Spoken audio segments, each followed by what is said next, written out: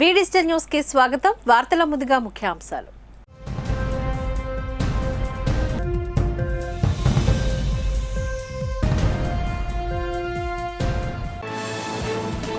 రాహుల్ గాంధీకి ప్రధాని మోదీ బేషరతుగా క్షమాపణ చెప్పాలి. గాంధీ విగ్రహం ఎదుట ఏపీసీసీ అధ్యక్షురాలు షర్మిల డిమాండ్.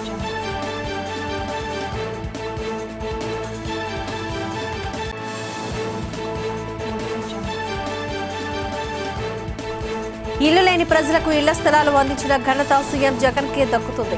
ఇంటింటికి వెళ్లి ఇళ్ల పట్టాలు పంపిణీ చేసిన వైసీపీ ఉత్తర సమన్వయకర్త కేకే రాజు.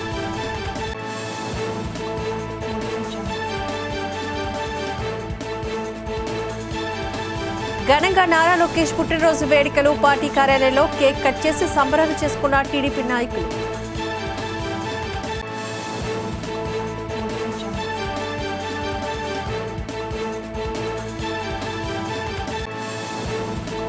అంబేద్కర్ స్ఫూర్తిని భావితరాలకు అందించాల్సిన బాధ్యత అందరిపై ఉండాలి.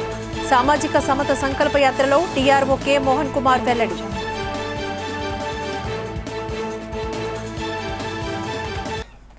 అయోధ్య రామ మందిరంలో బాలరాముడి ప్రాణప్రతిష్ఠ సందర్భంగా అల్లిపురం నీలమ్మ వేప చెట్టు వద్ద ప్రియాంక విద్యోదయ హైస్కూల్ ప్రాంగణంలో అయోధ్య శ్రీరామ మందిర విశేషాలను స్కూల్ యాజమాన్యం ఆధ్వర్యంలో ఘనంగా నిర్వహించారు. సీతారాముల విగ్రహాలను నెలకొల్పి విద్యార్థులతో పూజలు చేయించారు. విద్యార్థులు రాముడు, సీత, లక్ష్మణుడు, హనుమాన్ల వేషధారణలో ఇచ్చిన ప్రదర్శన ఎంతో ఆకట్టుకుంది. ఈ సందర్భంగా స్కూల్ డైరెక్టర్ భగీరథ దదీచి మాట్లాడుతూ, ఎందరో త్యాగదనుల సామూహిక న్యాయ పోరాటం ప్రతీక యావత్ భారత భూమి 500 ఏళ్లుగా నిరీక్షిస్తున్న అయోధ్యరామ మందిరం 2024లో సాకారమవటం దేశ ప్రజలు అదృష్టంగా భావిస్తున్నామని చెప్పారు. ఈ మహోన్నతమైన మంగళకరమైన కార్యక్రమంలో విజయం సాధించిన దేశ ప్రధాని నరేంద్ర మోదీకి తమ యాజమాన్యం తరపున ధన్యవాదాలు తెలిపారు. రాముడి యొక్క గొప్పతనాన్ని తెలియజేసేలా స్కూల్ ప్రాంగణంలో చిత్రపటాలను ప్రదర్శించారు. ఉపాధ్యాయులు, విద్యార్థులు ఆధ్యాత్మిక తన్మయంతో పులకించిపోయారు. స్కూల్ ప్రాంగణం వద్ద 6000 దీపాలతో దీపారాధన చేశారు. జై శ్రీరామ్ అంటూ ప్రాంగణమంతా మారుమ్రోగిపోయింది. రామ్ టెంపుల్, రామ్ జన్మభూమి స్థానంలో మన ప్రతి భారతీయుడు గౌరవంగా పడేటట్ల టెంపుల్ ఇనాగ్రేషన్ ప్రాణ ప్రతిష్ఠ జరిగింది. ఆ సందర్భాన్ని, ఆ మూమెంట్స్ని సెలబ్రేట్ చేసుకోవడానికి ప్రతి విద్యోదయం దీంట్లో పాల్గొని ప్రతి స్టూడెంటు మన మోదీ గారు చెప్పినట్లా, మన ప్రధానమంత్రి గారు చెప్పినట్లుగా ఒక్కొక్క మనిషి భారతీయుడు ఒక్కొక్క దీపం వెలిగించాలని. Lighting the lamp is a significance of enlightening our energies within us. Nothing to do with any customary things. అది మనలో ఎనర్జీ క్రియేట్ చేయడానికి ఒక దీపం వెలిగిస్తాం. ఆ సందర్భంగా today we are lighting about 6000 lamps here. And right from the morning, ప్రతి Indian proud moment ఇది. నిజంగా if somebody look at 524 years of history about Ram Temple, ఆ హిస్టరీని చదివితే what happened and what did not happened, where it went on, నిజంగా long lasting history నేను చదివాను. జాతిక స్ఫూర్తి ప్రదాత డాక్టర్ బాబాసాహెబ్ అంబేద్కర్ అని, ఆయన స్ఫూర్తిని భావితరాలకు అందించాల్సిన బాధ్యత మనందరిపై ఉందని జిల్లా రెవెన్యూ అధికారి కె మోహన్ కుమార్ పేర్కొన్నారు. అమరావతిలో 125 అడుగుల డాక్టర్ బిఆర్ అంబేద్కర్ సామాజిక న్యాయ మహాశిల్పం ఆవిష్కరణ సందర్భంగా సామాజిక సమతా సంకల్పం పేరుట సాంఘిక సంక్షేమ శాఖ ఆధ్వర్యంలో రామా టాకీస్ వద్ద అంబేద్కర్ భవన్లో కార్యక్రమాన్ని డిఆర్ఓ ప్రారంభించారు. ఈ సందర్భంగా ఆయన మాట్లాడుతూ, సమాజ స్థాపన కోసం అంబేద్కర్ చేసిన కృషి, పోరాటం భావితరాలకు అందించాల్సిన బాధ్యత మనందరిపై ఉందని హితవు పలికారు. ఆయన స్ఫూర్తిని వాడవాడలా తీసుకువెళ్లేందుకు గాను రాష్ట్ర ప్రభుత్వం ఈ కార్యక్రమాలు నిర్వహిస్తున్నట్లుగా గుర్తు చేశారు. ఆడివ హుస్సేన్ సాహెబ్ ఈ సందర్భంగా మాట్లాడుతూ, అంబేద్కర్ ఆశయాలు ముందుకు తీసుకువెళ్లాల్సిన అవసరం ఎంతైనా ఉందని చెప్పారు. ఆయన భావిజాలాన్ని ప్రజలకు అందించాల్సిన బాధ్యత అందరిపై ఉందని తెలిపారు. ఈ కార్యక్రమంలో వివిధ కార్పొరేషన్ల చైర్మన్లు, వివిధ కుల సంఘాల నాయకులు, కార్పొరేటర్లు, జిల్లా ఉన్నతాధికారులు, విద్యార్థులు తదితరులు పాల్గొన్నారు. ఈ స్వాతంత్ర ఫలాల్ని వారిచ్చినటువంటి రాజ్యాంగ పరిరక్షణ ఏదైతే మనం ఈ రోజున ఇంత స్వేచ్ఛగా ప్రశాంతంగా ఉన్నామంటే వారు ఏర్పాటు చేసినటువంటి రాజ్యాంగం 2 సంవత్సరాల 11 నెలల 17 రోజుల అవిశ్రాంత పోరాటంతో ఆయన ఒక రూపకల్పన చేసినటువంటి రాజ్యాంగాన్ని ఈ రోజున మనం ప్రియాంబుల్ మీద మనకు మనం సమర్పించుకున్న రాజ్యాంగం అన్న ఏ దేశంలో కూడా లేనటువంటి ఒక వినూత్నమైనటువంటి మనకి మనం సరెండర్ అవ్వడం, ఈ రాజ్యాంగం మనం తయారు చేసుకున్నాం.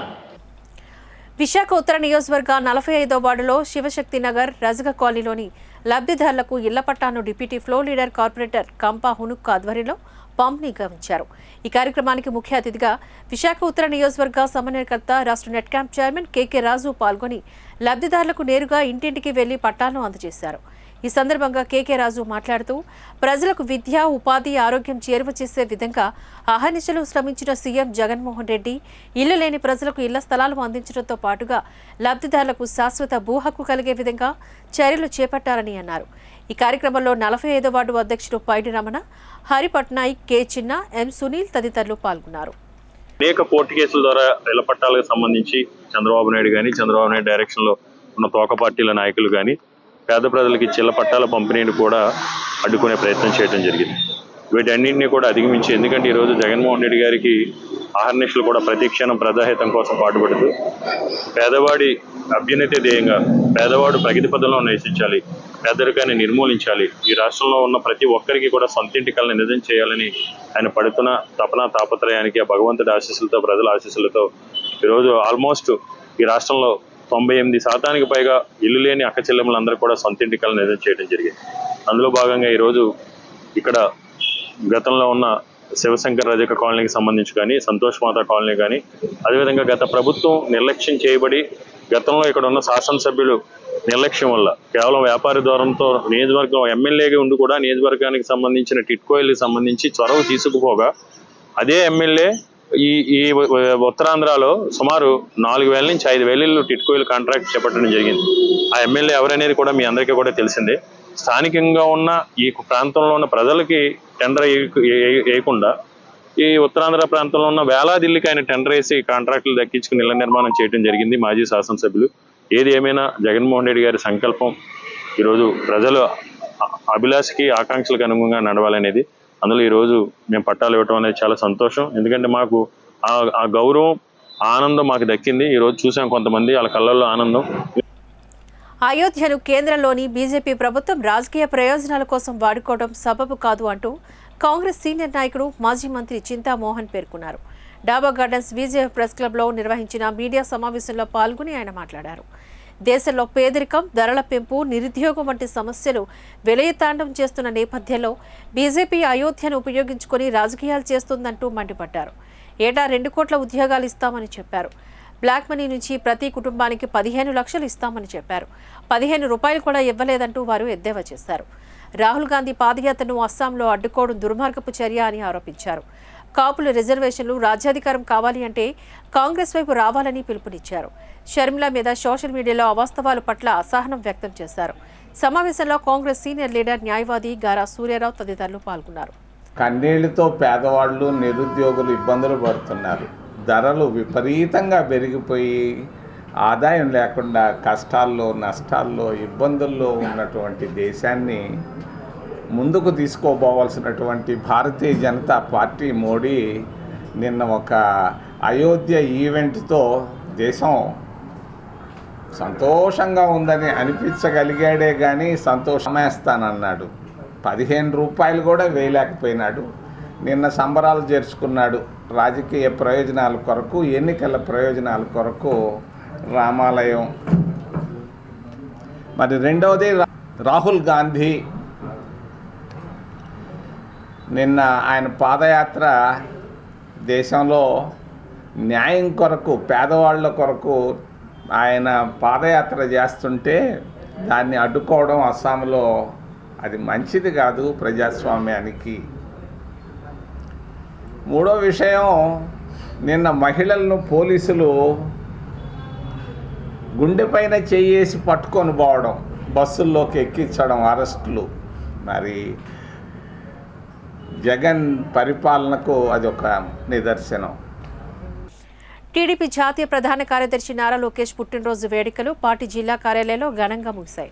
ఈ సందర్భంగా పుట్టినరోజు కేక్ కట్ చేసి జన్మదిన వేడుకలను టీడీపీ నేతలు ఘనంగా నిర్వహించారు. ఈ సందర్భంగా మాజీ ఎమ్మెల్యే పల్లా శ్రీనివాసరావు మాట్లాడుతూ లోకేష్ పుట్టినరోజు వేడుకలు జరుపుకోవడంతో ఇక్కడ పండగ వాతావరణం నెలకొందని చెప్పారు. గత ఎన్నికల్లో లోకేష్ను చిన్నచూపు చూసి వైసీపీ ప్రభుత్వం ఇష్టానుసారంగా విమర్శలు చేశారంటూ తెలిపారు. ఇప్పుడు అందరికీ ధీటుగా సమాధానం చెప్పే స్థాయికి వచ్చారంటే ఆయన రాజకీయాల్లో ఎన్నో విషయాలు నేర్చుకున్నారని హితవు పలికారు. యువగలం పాదయాత్ర ద్వారా లోకేష్ 3000 కిలోమీటర్లు ప్రజాగలంగా మారిందని అన్నారు. టీడీపీ పార్లమెంట్ ఇన్ఛార్జ్ ఎం శ్రీభారతి సందర్భంగా మాట్లాడారు. వైసీపీ నాయకుల నీచ రాజకీయాలను ఎదుర్కోవాలంటే పోరాడే ఒక యోధుడు కావాలని అనుకున్న సమయంలో లోకేష్ కనిపించారని చెప్పారు. ఈ కార్యక్రమంలో ఎమ్మెల్యేలు గణబాబు, వెలగపూడి రామకృష్ణబాబు, జిల్లా ప్రధాన కార్యదర్శి పాసర్ల ప్రసాద్, ఎమ్మెల్సీ దువారపు రామారావు, వేపాడ చిరంజీవిరావు తదితరులు ఈ కార్యక్రమంలో పాల్గొన్నారు. ప్రతి ఒక్కరు కూడా గమనించాల్సినటువంటి విషయం ఏంటంటే, ఈ భారతదేశం కోసం ఎవరైతే పోరాటం చేశారో, అలాగే మహనీయుల యొక్క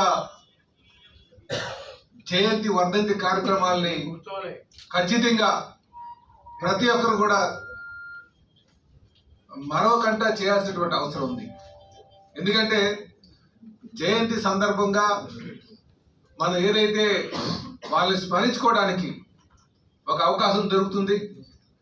వాళ్ళు చేసినటువంటి త్యాగాల్ని భవిష్యత్ తరాలకి తెలియజేసేటట్టుగా ఉంటుందని చెప్పి మీకు తెలియజేస్తున్నాను. కనుకనే దేశం కోసం ప్రేమ త్యాగం చేసినటువంటి వారు కావచ్చు, దేశం కోసం పోరాటం చేసినటువంటి వారు కావచ్చు, వారి ఒక కార్యక్రమాన్ని, వర్ధంతి జయంతి కార్యక్రమాన్ని ఖచ్చితంగా చేయాల్సినటువంటి అవసరం ఉంది. అది భవిష్యత్ తరాలకు తెలియజేయాల్సినటువంటి అవసరం కూడా ఉందని చెప్పి ఈ సందర్భంగా తెలియజేస్తున్నాను. ఇందులో నిజంగా మాకు చాలా ఆనందంగా ఉంది. సుభాష్ చంద్రబోస్ గారి యొక్క జయంతి కార్యక్రమంలో పాల్గొనడం, అది కూడా మా తెలుగుదేశం పార్టీ కార్యాలయం చేయడం ఇంకా ఆనందంగా ఉందని చెప్పేసి ఈ సందర్భంగా తెలియజేస్తున్నాను. సుభాష్ చంద్రబోస్ గారికి నారా లోకేష్ సేమ్ డే పుట్టారనేది నాకు ఇవాళే తెలుస్తుంది. అండ్ వాళ్ళిద్దరిలో సిమిలారిటీస్ కూడా కనపడుతున్నాయి కొన్ని. అండ్ ఇందాక బాలాగా మాట్లాడుతూ చెప్పాను, బ్రిటిష్ ఆర్మీతో మనం శాంతియుతంగా పీస్ వాక్స్ చేసాం, ఇవన్నీ చేసాం, కానీ వాళ్ళల్లో కూడా మన మీద కొంత భయం రాకపోతే బహుశా స్వాతంత్రం అంత త్వరగా వచ్చేది కాదేమో. సో మనం ఆ టైంలో కత్తి పట్టుకోవాలి, గన్ పట్టుకోవాలి అనే ఒక ఉద్దేశంతో ఒక ఆర్మీని తయారు చేసుకుని ఇతర దేశాలకు వెళ్ళి ఒక వెపన్గా తయారైన సుభాష్ చంద్రబోస్ గారు ఈ రోజు పుట్టడం, అండ్ మళ్ళీ మన పార్టీలో ఇవాళ ఏంటంటే కాలం బట్టి ఎవరో ఒక ఎమర్జ్ అవుతారు అంటారు. కాబట్టి మన రాష్ట్రంలో ఇప్పుడు వైఎస్ఆర్సీపీ మనం ఎప్పుడు చూడని ఒక పరిపాలన గత 30 ఏళ్ళుగా తీసుకొచ్చారు కొత్తగా. అస్సాంలో రాహుల్ గాంధీ చేపట్టిన న్యాయయాత్ర అడ్డుకున్నందుకు గాను బీజేపీ క్షమాపణ చెప్పాలంటూ ఏపీసీసీ అధ్యక్షురాలు షర్మిల డిమాండ్ చేశారు. దేశంలో ప్రజల హక్కులకు భంగం వాటిల్లుతోందంటూ ప్రజాస్వామ్యబద్ధంగా రాహుల్ యాత్ర కొనసాగిస్తే బీజేపీ గుండాలు అడ్డుకుని దాడులు చేసి కార్యకర్తలను గాయపరిచినందుకు గాను ప్రధాని మోదీ సమాధానం చెప్పాలని అన్నారు. రాహుల్ యాత్రను అడ్డుకున్నందుకు నిరసనగా షర్మిల విశాఖ జీవీఎంసీ ఎదురుగా ఉన్న గాంధీ విగ్రహం ఎదుట కాంగ్రెస్ శ్రేణులతో కలిసి నిరసన వెళ్లబుచ్చారు. ఈ సందర్భంగా ఆమె మాట్లాడుతూ మోదీకి కేవలం బీజేపీ వాళ్ళు మాత్రమే కావాలని, తనకు జై అన్న వాళ్ళే ఉండాలని సంకల్పం పెట్టుకున్నారని, ఈ దేశంలో మరెవరూ మిగలకూడదన్నది ఆయన ఆలోచన అంటూ షర్మిల ధ్వజమెత్తారు. అస్సాంలో ఉన్నది బీజేపీ ముఖ్యమంత్రి అని, అందుకే రాహుల్ యాత్రను అడ్డుకున్నారంటూ ఆమె ఆగ్రహాన్ని వ్యక్తం చేశారు. ఆయనకు ప్రమాదం తలపెట్టేలా వ్యవహరించారంటూ మండిపడ్డారు. గుంపులుగా వచ్చి దాడి చేయడాన్ని షర్మిల ఖండించారు. షర్మిల వెంట కాంగ్రెస్ నాయకులు మాణిక్యం ఠాగూర్, జెడి శీలం, కేవీపీ రామచంద్రరావు, రఘువీరరెడ్డి, గిడుగు రుద్రరాజు, విశాఖ అధ్యక్షులు గోంపా గోవిందరాజు తదితరులు ఈ కార్యక్రమంలో పాల్గొన్నారు. రాహుల్ గాంధీ గారు గుడికి వెళ్ళకూడదట, ఇది ఎక్కడ న్యాయమని అడుగుతున్నాం. అంటే గుడికి వెళ్ళడానికి కూడా మోడీ గారి పర్మిషన్ కావాలా? గుడికి వెళ్ళడానికి కూడా బీజేపీ పర్మిషన్ కావాలా? గుడికి వెళ్ళడానికి కూడా బీజేపీ కార్యకర్త, బీజేపీ నాయకుడో, లేకపోతే ఆర్ఎస్ఎస్ లేకపోతే విహెచ్ఓ వీళ్ళ ఈ సభ్యులే అయి ఉండాలా? సామాన్య ప్రజలకు కనీసం గుడికి వెళ్లే హక్కు లేదా అని అడుగుతున్నాం. ఎందుకు నిరాకరించారో మోడీ గారు, అస్సాం చీఫ్ మినిస్టర్ సమాధానం చెప్పాల్సిన అవసరం ఉంది. ఇలా అడుగున నిరంకుశ పాలన, ప్రతి చోట ఎక్కడ వీలైతే అక్కడ ఎలా మిగతా ప్రజల్ని, మిగతా పార్టీలను ఎలా తొక్కగలిగితే అలా ఇంత నీచమైన పరిపాలన చేస్తుంటే దీని డెమోక్రసీ అని ఎలా అంటారు? ప్రజాస్వామ్యం అని ఎలా అనుకోమంటారో మోడీ గారు సమాధానం చెప్పాలి. ఈరోజు రాహుల్ గాంధీ యాత్ర పైన జరిగిన ఈ దాడులకు నిరసనగా మహాత్మా గాంధీ గారి విగ్రహం దగ్గర కాంగ్రెస్ పార్టీ ఈ ధర్నా చేపట్టడం జరిగింది. ఈ నిరంకుశ పాలన ఆగాలి, ఇది ప్రజాస్వామ్యం అని బీజేపీ పార్టీ మోడీ గారు గుర్తుపెట్టుకోవాలి. ప్రజాస్వామ్యంలో శాంతియుతంగా చేస్తున్న ఏ కార్యక్రమైనా ప్రతిపక్షాలు చేసుకొనివ్వాలి. మరొకసారి మోడీని హెచ్చరిస్తున్నాం. ఐక్య పోరాటంతోనే సమస్యల పరిష్కారం జరుగుతాయని, అందుకు అంగన్వాడీల సమ్మె ఉదాహరణని వివిధ సంఘాల నేతలు అన్నారు. తమ డిమాండ్లు పరిష్కరించాలని గత 43 రోజులుగా నిరవధిక సమ్మె చేస్తున్న అంగన్వాడీలు ప్రభుత్వంతో పోరాడి విజయం సాధించిన తరుణంలో జీవీఎంసీ గాంధీ విగ్రహం వద్ద అంగన్వాడీ ఆయాలు, టీచర్లు విజయోత్సవ సభను నిర్వహించారు. అంగన్వాడీల యూనియన్ అధ్యక్షురాలు వై తులసి అధ్యక్షతన జరిగిన ఈ విజయోత్సవ సభలో సిఐటియు, ఏఐటియుసి, ఐఎఫ్టియు, సిపిఎం, సిపిఐ, న్యూ డెమోక్రసీ, ఐద్వా, పీఓడబ్ల్యూ సంఘాల నేతలు మాట్లాడారు. రాష్ట్ర చరిత్రలో అంగన్వాడీల పోరాటం చిరస్థాయిగా నిలుస్తోందని చెప్పారు. ప్రభుత్వ యూనియన్ నాయకులతో చర్చలు జరిపి మరీ అన్ని డిమాండ్లను అంగీకరించామని, జీతాలు జూలై నెలలో సముచితంగా పెంచుతామని రాతపూర్వకంగా ఇవ్వడానికి గాను అంగీకరించిందని ఆనందం వ్యక్తం చేశారు. దీంతో అంగన్వాడీల సమ్మెను విరమిస్తున్నట్లుగా ప్రకటించారని చెప్పారు. మేము 42 రోజుల నుండి కూడా సమ్మె మొదలుపెట్టాము. మొదలుపెట్టిన తర్వాత పలు దఫాలుగా చర్చలు సాగాయి ప్రభుత్వంతో. ఎన్నిసార్లు చర్చలు సాగేటప్పటికీ కూడా వేతనాల మీద అయితే ప్రభుత్వం చర్చించట్లేదు. మా మెయిన్ డిమాండ్ అనేది వేతనాలు, గ్రాడ్యుటీ మీదే ఉండేది. అందువల్ల మేము ఇన్ని రోజులు సమ్మె చేశాము. 42 రోజులు పూర్తయిన తర్వాత 43వ రోజున జగనన్నకు చెబుదాం కార్యక్రమంలో 1 కోటి సంతకాల సేకరణని తీసుకుని వెళ్ళి జగనన్నకి ఇద్దామని విజయవాడ బయలుదేరే తరుణంలో అంగన్వాడీలను ఎక్కడికక్కడికి అరెస్టులు చేసి చాలా నిర్బంధించి ఆడవాళ్ళని వేయకూడని జాగాల్లో చేతులు వేసి చాలా ఇబ్బంది పెట్టిన ఈ పోలీసులు దుర్మార్గాన్ని అరికట్టాలని చెప్పేసి ఎక్కడికక్కడే కూర్చొని అంగన్వాడీలందరూ కూడా చాలా ఇబ్బందులు పాలైనా సరే ఎన్ని రోజులైనా విజయవాడలైనా తాడోపేడో తేల్చుకుంటామని చెప్పేసి ఉండిపోయిన తరుణంలో మన విద్యాశాఖ మంత్రి అయిన బొత్స సత్యనారాయణ గారు నిన్న మధ్యాహ్నం 3 గంటలకు చర్చలకు పిలవడం జరిగింది. మీ వేతనాల విషయమై మాట్లాడతామని చెప్పేసి చెప్పడం జరిగింది. అందువల్ల అది కూడా నిజమో అబద్ధమో తెలియదు. ఇదివరకు కూడా చర్చల్లో పిలిచి మమ్మల్ని అంగన్వాడీలను అవమానపరిచే పద్ధతుల్లో మాట్లాడారు.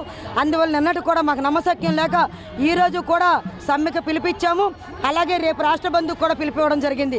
కానీ నిన్న రాష్ట్ర ప్రభుత్వం సానుకూలంగా స్పందించి అంగన్వాడీలందరికీ ఆమోదయోగ్యమైన అమౌంట్ వేతనం రూపంలో ఇస్తాము, కానీ జూలై నుండి అమలు చేస్తామని చెప్పేసి చెప్పడం, గ్రాడ్యుటీ అనేది కేంద్ర ప్రభుత్వంతో మాట్లాడి కేంద్ర ప్రభుత్వానికి లేఖ రాస్తాము, దానికి సానుకూలంగా స్పందిస్తామని చెప్పేసి చెప్పడంతో అంగన్వాడీలు సమ్మెను విరమించి ఈరోజు ఇక్కడే క్రిస్మస్, జనవరి 1 భోగి, సంక్రాంతి, కనుమ అన్ని పండుగలు కూడా ఈరోజే చేసుకుంటున్నాం.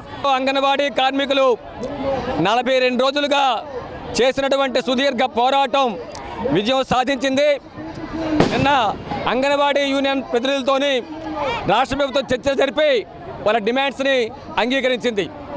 ప్రధానటువంటి జీతాల పెంపు సమస్య ఏదైతే ఉందో ఆ జీతాల పెంపుని ఇంతవరకు మేము పెంచమని చెప్పి మొండికి పెట్టి కూర్చున్న ప్రభుత్వం, మేము యూనియన్ ప్రతినిధులతో చర్చించి అటు ప్రభుత్వానికి, కార్మికులకి ఆమోదయోగ్యమైనటువంటి ఫిగర్ని ఫైనలైజ్ చేసి జూలై నెల నుంచి ఖచ్చితంగా జీతాలు పెంచుతామని చెప్పని అంగీకరించింది.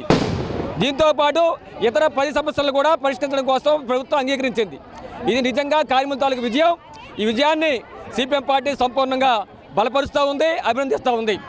జగన్మోహన్ రెడ్డి ప్రభుత్వం ఈ పని ముందే చేసి ఉండాల్సింది. ఇన్ని రోజులు సమ్మె చేయాల్సిన అవసరం లేకుండా నిర్వహించాల్సింది. ఎందుకంటే ఆ పని చేయకుండా ప్రభుత్వం వేధింపులు గురి చేయడం, బెదిరింపులు గురి చేయడం, ఉద్యోగాలు తొలగిస్తామని చెప్పడం, అలాగే అరెస్టులు చేయడం, స్టేషన్లు నిర్బంధించడానికి నిర్బంధకాన్ని పూనుకుంది. ఇది సరైన కాదని ప్రారంభించి చెప్తున్నాం. ఎస్మా చట్టాన్ని ఉపయోగించింది, సరైన కాదని చెప్పాం మనం. ఏదేమైనా సరే కార్మికులతో సుదీర్ఘ పోరాటానికి ఈ విశాఖ జిల్లాలో ఉన్నటువంటి ఇతర కార్మికులు, వామపక్ష పార్టీలు, ప్రజలు, మీడియా, అనేక తరగతుల ప్రధానికం ఈ పోరాటానికి అండగా నిలుచున్నారు. ఎందుకంటే న్యాయమైన పోరాటం కాబట్టి. వీడీసీఏ నిర్వహిస్తున్న ఇన్స్టిట్యూషనల్ లీగ్ టోర్నమెంట్లో విశాఖపట్నం సిటీ పోలీస్ క్రికెట్ జట్టు ఫైనల్కు చేరుకుంది. ఈ నెల 27వ తేదీన జరగనున్న ఫైనల్ మ్యాచ్లో హనీ గ్రూప్, సిటీ పోలీస్ జట్లు తలపడనున్నాయి. విశాఖపట్నం గాజువాక జింక్ గ్రౌండ్స్లో జీవీఎంసీతో జరిగిన మ్యాచ్లో విశాఖపట్నం సిటీ పోలీస్ క్రికెట్ జట్ 6 వికెట్ల తేడాతో ఘన విజయం సాధించింది. టాస్ గెలిచి బ్యాటింగ్ ఎంచుకున్న జీవీఎంసీ జట్టు తొలుత బ్యాటింగ్ చేసి 20 ఓవర్లలో 6 వికెట్లు కోల్పోయి 143 పరుగులు చేసింది. అనంతరం బ్యాటింగ్కు దిగినటువంటి సిటీ పోలీస్ క్రికెట్ టీం 18.2 ఓవర్లో 4 వికెట్లు కోల్పోయి 146 పరుగులు చేసి విజయం సాధించింది. తొలుత బ్యాటింగ్ చేసిన జీవీఎంసీ జట్టులో జి నరేష్ కుమార్ 37 పరుగులు, ఏ సునంద్ 38 చేశారు. తొలుత బౌలింగ్ చేసిన సిటీ పోలీస్ టీంలో పి హేమసుందర్ 2 వికెట్లు తీశారు. వి త్రినాథ్ 27 పరుగులు, వి గోపీకృష్ణ 26 పరుగులు, ఎం సంతోష్ కుమార్ 42 పరుగులు చేసి విజయంలో కీలక పాత్రను పోషించారు. రానున్న 2024 ఎన్నికల్లో ముఖ్యమంత్రి జగన్మోహన్ రెడ్డి విజయాన్ని ఎవరి అడ్డుకోలేనంటూ ఎమ్మెల్యే వాసుపల్లి గణేష్ కుమార్ ధీమా వ్యక్తం చేశారు. 27, 41, 42 వార్డులకు సంబంధించి ప్రతి మంగళవారం జరిగే ప్రజా దర్బార్ దొండపర్తి పరదేశమ్మ గుడి వద్ద నిర్వహించారు.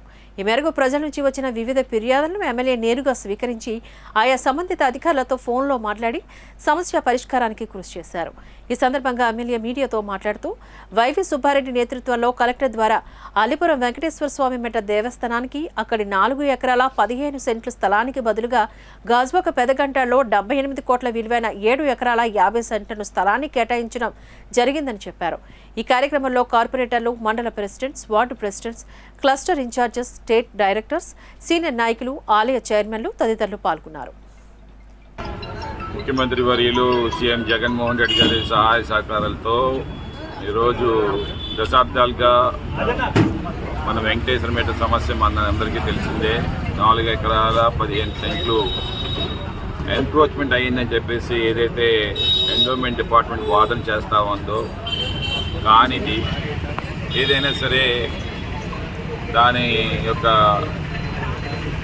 రైట్ఫుల్నెస్కి వెళ్ళే బదులు ఇంకా కోర్టులు చుట్టూ తిరిగి ఇవన్నీ కాకుండా మన టీఆర్సీ మీటింగ్లో కలెక్టర్ ద్వారా ముఖ్యంగా మా వైవి సుబ్బారెడ్డి గారి నేతృత్వంలో అలాగే విడుదల రజనీ మేడం గారు ఇన్ఛార్జ్ మంత్రి వర్యులు ఉండేటప్పుడు సమక్షంలో ఈ సమస్యను లేవనెత్తడం జరిగింది.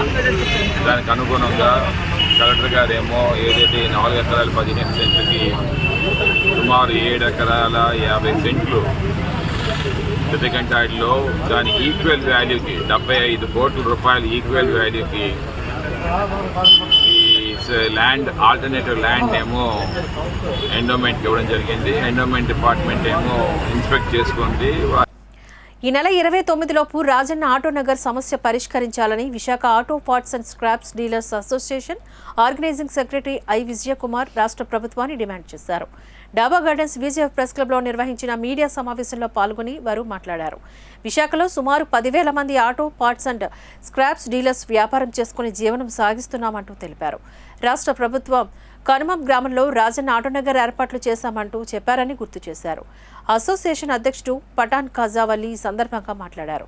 రాజన్న ఆటోనగర్ విషయంలో దక్షిణ నియోజకవర్గ ఎమ్మెల్యే పట్టించుకోవడం లేదని చెప్పడం పద్ధతి కాదని అన్నారు. విశాఖలోని మిగిలిన ప్రాంతాల్లో ఉండే కార్మికులు కూడా ఆయా నియోజకవర్గ ఎమ్మెల్యేలపైన రాజన్న ఆటోనగర్ విషయంలో ఒత్తిడి తేవాల్సిన అవసరం ఎంతైనా ఉందని చెప్పారు.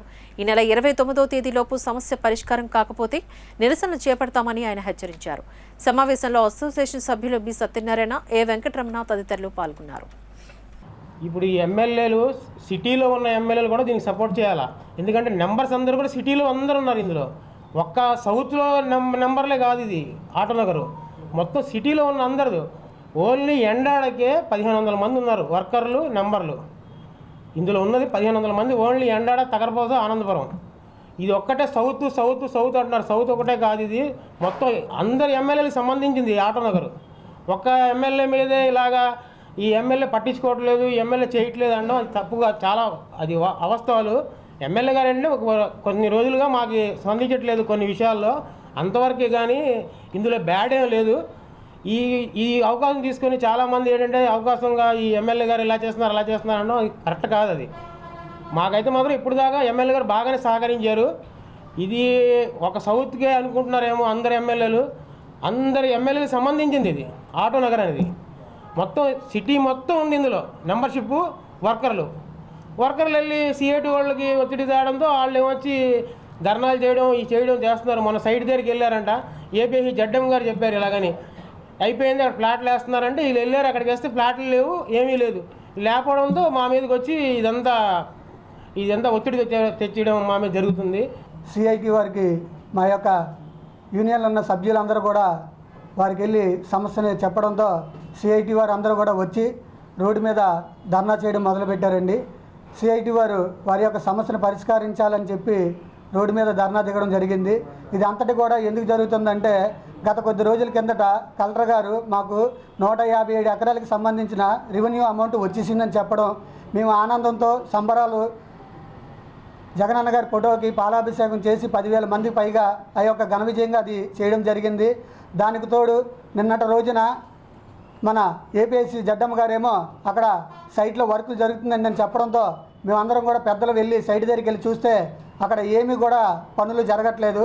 ఇదంతా కూడా ఒక రాజకీయ సీనియర్ అధికారులు కానీ లేదంటే కొంతమంది నాయకులు కానీ దీన్ని ఎక్కడో అడ్డుకుంటున్నారని మా యొక్క యూనియన్లో ఉన్న సభ్యులందరూ కూడా సిఐటిను ఆదర్శించడం జరిగింది. వారు కూడా ఈ సమస్యకి పరిష్కారం తేలాలంటే ధర్నా చేయాలనే ఉద్దేశంతో వారి యొక్క పరిష్కారం ఒకటే ధర్నాతో మొదలు పెడదామని నిన్నటి రోజు నుంచి ప్రారంభించారు. బులెటిన్ ముగించే ముందు ముఖ్యాంశాలు మరోసారి.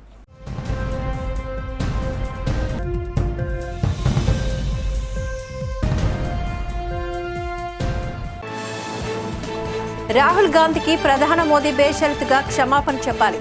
గాంధీ విగ్రహం ఎదుట ఏపీసీసీ అధ్యక్షురాలు షర్మిల డిమాండ్.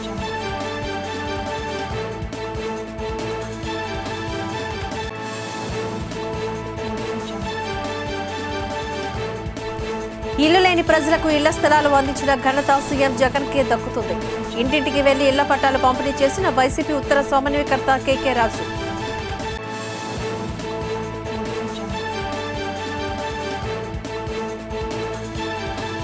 ఘనంగా నారా లోకేష్ పుట్టినరోజు వేడుకలు, పార్టీ కార్యాలయంలో కేక్ కట్ చేసి సంబరాలు చేసుకున్న టీడీపీ నాయకులు.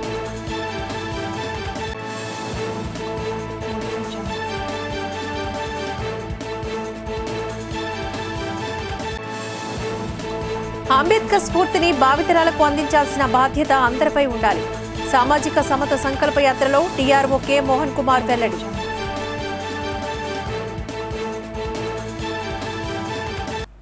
ఇవి బులెటిన్ అప్డేట్స్. మరిన్ని వార్తా విశేషాలతో మళ్ళీ కలుద్దాం. అంతవరకు సెలవు. నమస్కారం.